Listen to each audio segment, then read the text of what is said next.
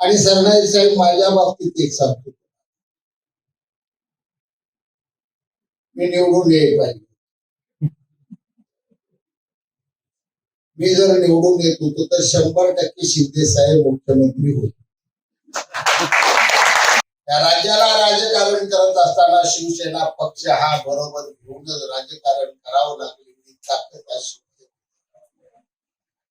आणि सरनाईक साहेब माझ्या बाबतीत एक सांगतो,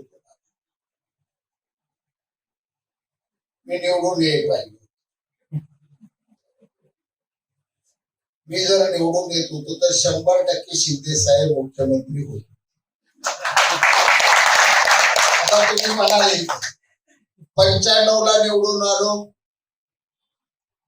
म्हणून जोशी साहेब मुख्यमंत्री, आणि आता जर परत मी निवडून आलो तरी 19, तुम्ही मला 1 महिना सांभाळले,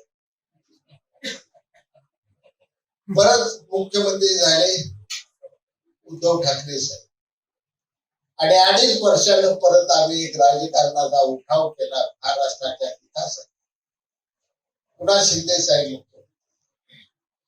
माझी रास शिवसेने. तुम्ही कसाच्या काँग्रेसकडे गेलो मला माहित नाही, खरी माझी रास मोठी शिवसेना. ज्यावेळी निवडून शिवसेनेचा भगवा झेंडा तिथं.